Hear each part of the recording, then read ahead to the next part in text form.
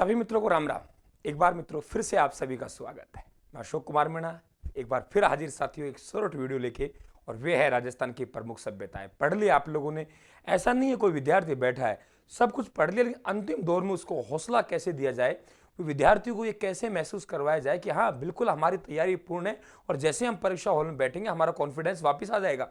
अब कॉन्फिडेंस गिर रहा है, लेकिन जैसे ही पेपर हाथ में आएगा एकदम आपका कॉन्फिडेंस साथियों हाई लेवल का हो जाएगा। चिंता करने की आवश्यकता नहीं है, हम आपके साथ हैं। जो जितना शिक्षक से बना, मैं ही नहीं, जो भी शिक्षक है साथियों जितना उससे बना, उनके जितना हम लोग कहेंगे उनके उसमें था, हाथ में था, वो उन्होंने किया है। बिल्कुल ठीक है, अंतिम क्षण तक लड़ता है एक शिक्षक, ध्यान रखना इस चीज का। तो बिल्कुल मित्रों स्वागत है आपका। देखिए यहाँ कालीबंगा सभ्यता, बिल्कुल मैं शॉर्ट में बात करूंगा, और शॉर्ट का मैटर उतना ही है, बस पढ़ाने का तरीका मैंने शॉर्ट कर दिया, क्योंकि 90% समय लगता है लिखने में, तो हमने बचा ही लिया, कोई दिक्कत ही नहीं है। अब देखिए कालीबंगा सभ्यता, भाई जिला कौन सा हुआ? सबसे पहले कहेंगे सर जिला हुआ हनुमानगढ़। हनुमानगढ़ जिला है, हनुमानगढ़ जिले में सभ्यता विकसित हुई है। किस नदी के किनारे विकसित हुई है? आप लोग कहेंगे सर घग्गर नदी के किनारे विकसित हुई है। समय हम लोग बात करें तो ये समय आ जाएगा, और इसका अर्थ क्या है? तो आप लोग कहेंगे काली चूड़िया। कोई भी मानव संस्कृति बसी है तो वे आप लोगों के नदियों के किनारे बसी है।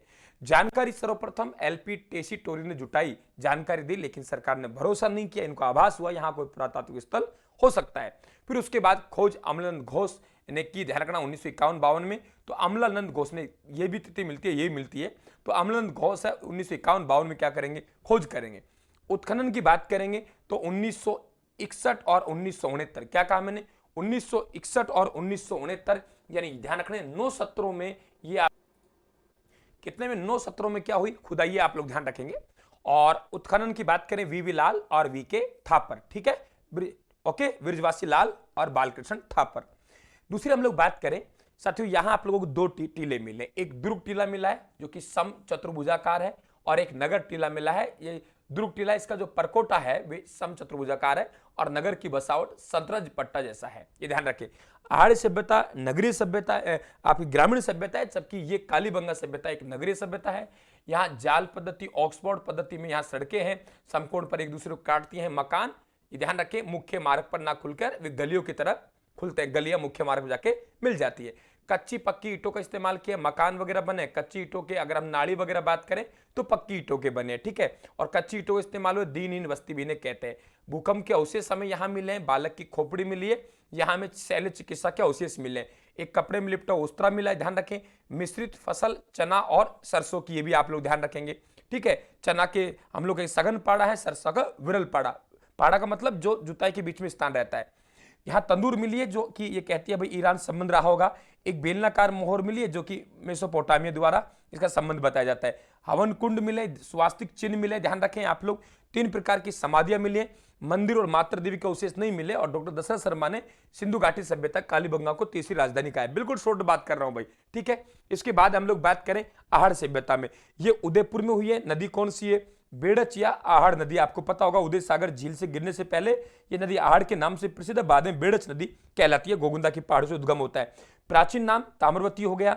11वीं शताब्दी में अघाट दुर्ग कहते थे हम लोग, और अब वर्तमान में धूलकोट के नाम जाना जाता है। मर्तकों का टीला, ये बताते हैं 8 बार बनी, 8 बार उजड़ी, 8 बार बनी, 8 बार उजड़ी, फिर बस्ती उजड़ गई, फिर रेत हो गई, फिर बस्ती फिर बस गई। समतल मैदान था और लोग पानी है नजदीक, वहां आके उपजाऊ मिट्टी में आके बसना पसंद करेंगे। तो कहते हैं 8 बार बस्ती उजड़ी और 8 बार बस्ती बसी, ध्यान रखें आप लोग। ग्रामीण सभ्यता है तो ग्रामीण जैसे अवशेष मिलेंगे। यहाँ मृद भांड मिले हैं, इनकी उल्टी तपाई होती थी, काले एवं लाल रंग के हैं, उन्हें गोरे एवं कोठे कहते हैं। स्टार लगा लेना, सवाल पूछता है, ठीक है। और हम लोग कहेंगे यहाँ पे वेरी इंपॉर्टेंट क्वेश्चन कि आभूषणों के साथ सऊ गाड़ते थे, ये ध्यान रखें आप लोग। कपड़े और आभूषणों के साथ, और मिट्टी के आभूषण होते थे। बिना हत्थे का यहाँ हम लोग कहेंगे एक पानी का जलपात्र मिला है, एक खंडित मूर्ति में एक महिला की मूर्ति मिली है, लहंगा पहन रखा है।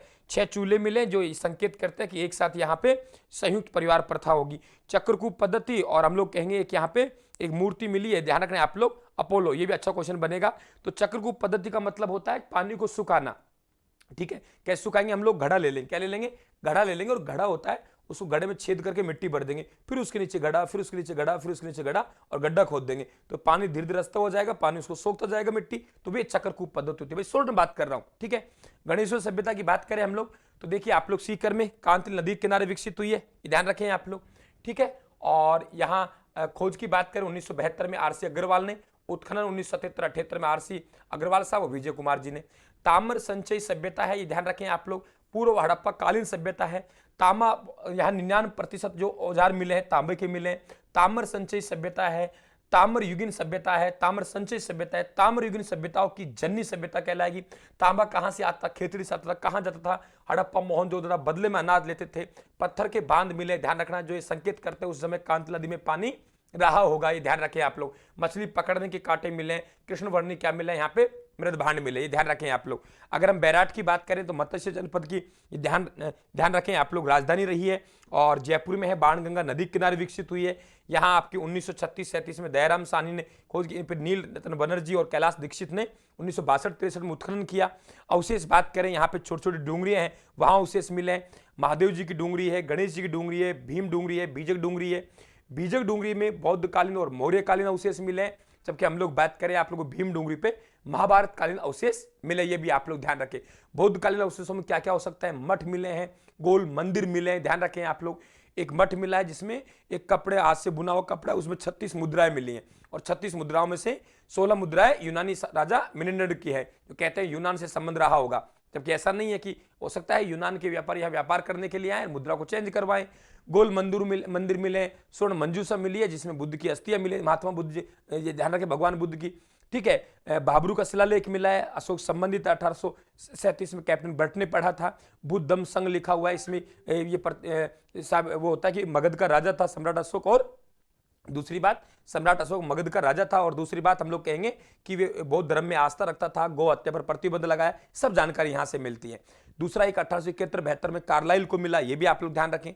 भीम डूंगरी है, यहाँ पे महाभारत के अवशेष मिले हैं। भीमलत तालाब मिला है, ठीक है, जो कि भीम ने द्रौपदी की प्यास बुझाने के लिए किया था। कीचक के महल मिले, तो ये अवशेष आपके यहाँ है। तो ये वेरी इंपॉर्टेंट क्वेश्चन बन सकता है। प्राचीन युग की चित्रशाला कहते हैं बैराट को। बस 2-3 मिनट में रिवीजन पढ़ तो रखा है हमने यार। बालाथल उदयपुर में है, ध्यान रखें आप। 1993 में बीएन मिश्र के नेतृत्व में डॉक्टर वीएस सिंधे साहब हैं, डॉक्टर आर के मेहता साहब हैं, ललित पांडे साहब, उनके नेतृत्व में यहाँ क्या हुई? उत्खनन हुआ, और एक योगी मुद्रा में समाधान होता है, ये भी आप लोग ध्यान रखेंगे। ठीक है, तो मेरे हिसाब से स्पीड तो बहुत तेज रखी है मैंने, लेकिन अब समय अंतिम दौर का है, तो इसमें समय तो हमें लगाना नहीं है। और अगर मैटर ज्यादा तो आपको इससे बढ़िया मैटर मिल जाएगा। मैटर तो बहुत ज्यादा है। बात यह है मित्रों कि हम समय की बचत कैसे करें, बस ये मेरा उद्देश्य था इस क्लास से।